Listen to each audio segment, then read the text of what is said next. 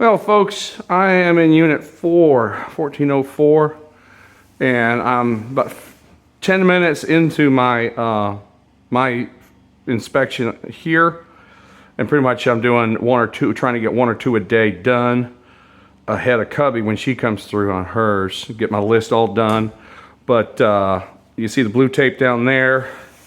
Down here, we need a piece of baseboard. And what I do is I start on one wall. So I came up the stairs and I started making my notes on my phone, dictating notes.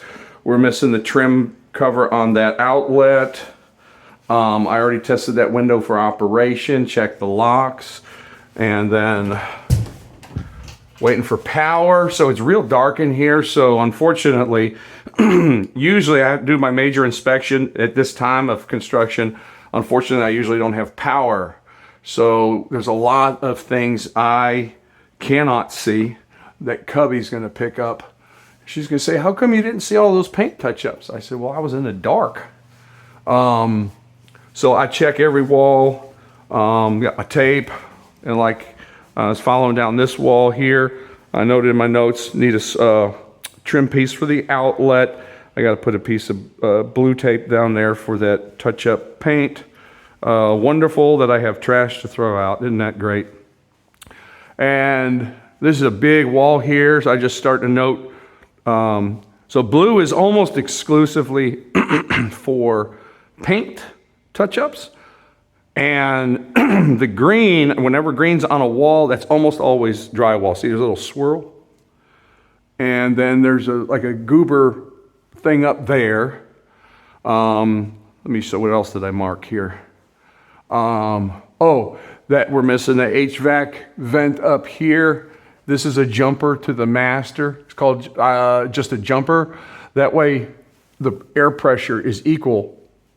So that way if the door is slightly ajar, if we did not have that jumper, the door could go like that when the AC turns on or off. So if you ever see something, say, where does that thing go? It just really goes over to here. That's all it is to do. You can see we're gonna need to drywall that in on the sliding glass door. Drywall guy's got to clean his texture off of the frame. So this is a pretty major inspection. Another thing I noticed, for you guys been watching the videos since like summer, due to COVID, doesn't that look funny? Due to COVID, we have a lot of components say Whirlpool. They have components that are manufactured overseas, and they got to import them and then assemble the final product. And chronically with Whirlpool, we do not have the right appliances. So this clearly was designed for an apartment or some sort of short-term rental. But Whirlpool is just sending us stuff just for inspection. Now, we don't need a refrigerator for inspection, but check it out. Looks like we got dishwasher is back ordered. And these are the major things that I find on this long inspection. So I'll be here at least an hour and writing down, dictating in my notes, anything that's really weird. That refrigerators are strange as hell. It almost looks like it belongs in the college dormitory.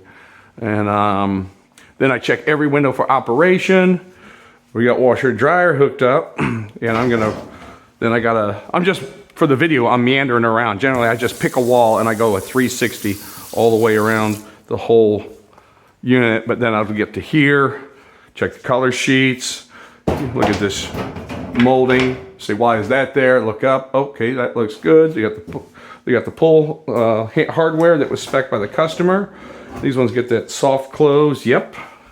So I'll just do a 360 all the way around this entire home and make tons of notes. Then send it out to the trades. They have a week to get it done. The next week Cubby comes, she'll have power by then.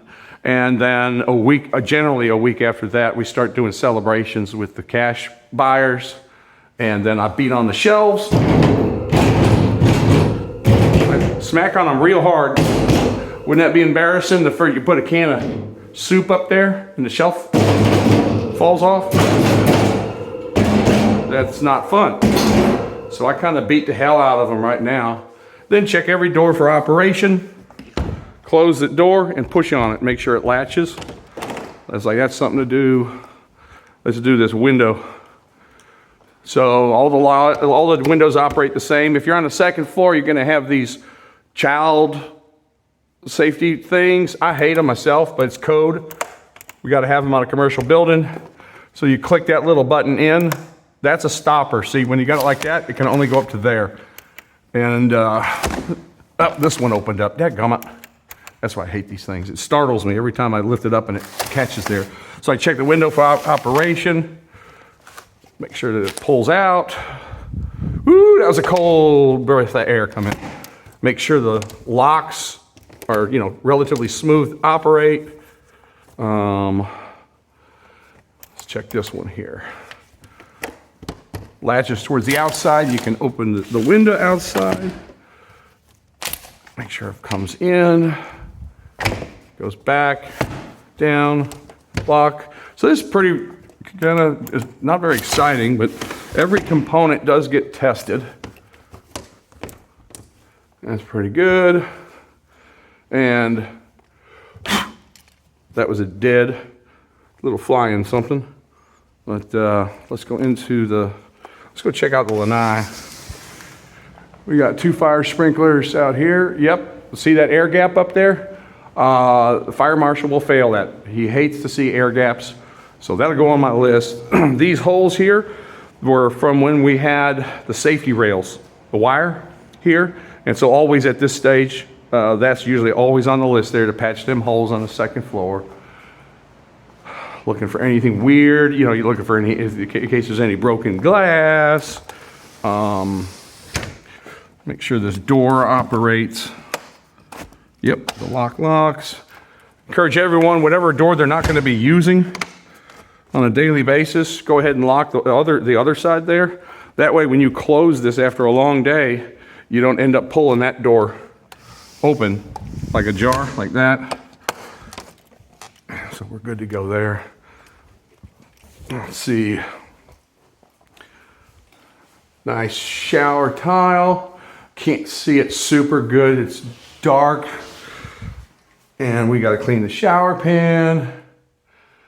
And I am looking for any cracks in the grout, because everything has to dry out. We haven't had AC on here yet to help like dehumidify all the way. That when I first opened that door, that little pop, that meant the door was closed because there was somewhat not fully dried paint, and I bet it's right there is where that made, so it made that little pop. I try to tell folks not to close any of the doors when we're at this stage.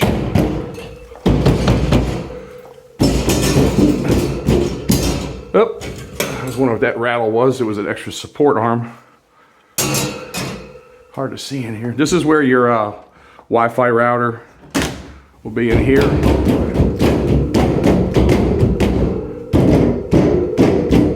Sounds like I'm a bad drummer. Then I'll go through, test all these. Hot and cold, hot and cold. And the way I can test hot and cold now, check this out. I'm going to turn just the hots on for as an example. Now I usually do this throughout the whole house, but come in here to the water heater. I shut the water coming off to the water heater, and that will tell me if my hots and colds are crossed or not. So in the master, I've got only the hots turned on. Well, looky there, it's not running. And when I flush the toilet, this should refill. No need, this should refill. If it didn't refill, that means I got hot water coming to the toilet, which is not what we want. And then the shower will operate poorly because this is a mixing valve. It has to have some hot and cold, or else it will not work. And it does not work. So that means, when I shut the hot off, that it will not allow, it's for anti-scalding. So now I go over here to the kitchen and I turn this hot on, nothing comes out. I go over here, turn it to hot, nothing comes out. And I turn it to cold, we good. Let's go to the powder. Do, do, do, do, do, do, do. It's real hard to make this exciting. Turn the hot on, nothing. Flush the toilet. I can hear it filling up. Bath 2. Do, do, do, do, do. I went to flip the light switch. Turn the shower on, it does not work. Turn this on. No hot's coming out. Flush the toilet. Listen for it. Yep, it's filling. So that way I know the hots and colds are in the right location. Isn't that exciting?